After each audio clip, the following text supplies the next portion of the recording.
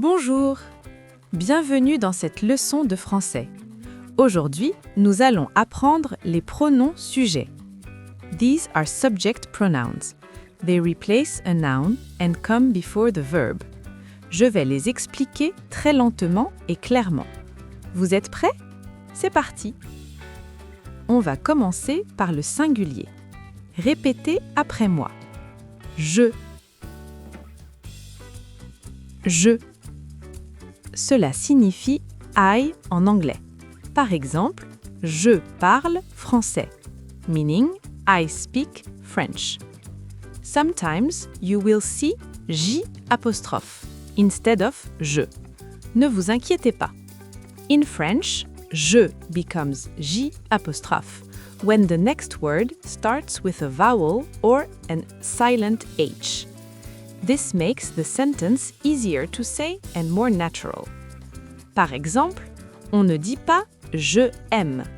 Instead, we say « j'aime » to mean « I love ». Notice how it flows more smoothly when you say it that way. Donc, en place de « je adore », on dit « oui », on dit « j'adore ».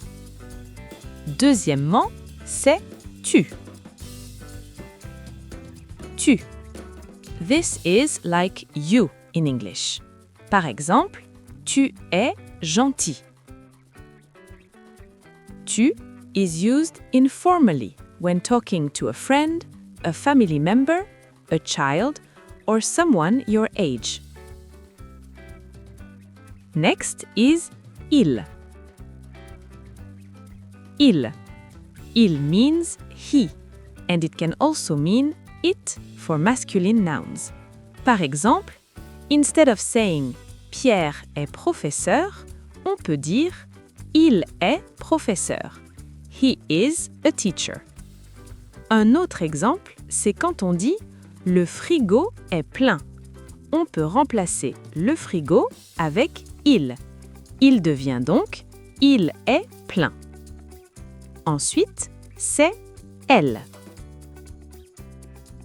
Elle. Elle means she or it for feminine nouns. Par exemple, Marie est étudiante devient elle est étudiante. Un autre exemple, c'est quand on dit la voiture est rouge. On peut remplacer la voiture avec elle. Alors, elle est rouge. Next is on. On. C'est un pronom spécial. Il signifie oui dans la conversation de tous les jours. Par exemple, Pierre, Marie et moi apprenons le français devient on apprend le français. Maintenant, passons au pluriel, quand il y a plusieurs personnes. Répétez après moi. Nous. Nous. Nous, c'est oui en anglais. Par exemple, Claire et moi apprenons le français. Nous apprenons le français. We are learning French. Vous. Vous. This one is very important. It can be used to mean you when referring to a group of people, but also an individual in formal situations to show respect, politeness or professionalism. Par exemple, quand on demande « Vous parlez français ?», it can be a question to a group of people or an individual. Next is il. Il. This means they. Il is used for a group with at least one male or only males. That means that even if there are two females and one male, we'll use il when referring to them. If they are all males, then we still use il. Par exemple, Pierre et Jean parlent français. Ils parlent français. They speak French. Enfin, est elle. Elle. C'est uniquement pour un groupe de filles, meaning only a group of females. Écoutez bien la différence. Il, elle. Le S de il et elle est silencieux. Par exemple, Marie et Nadine sont étudiantes. Elles sont étudiantes. Maintenant, let's review les pronoms sujets. Je, tu, il, elle, on, nous, vous, il, elle. Alors, c'est l'heure d'un petit quiz. Remplacez le nom avec le bon pronom. Numéro 1. Marie est malade.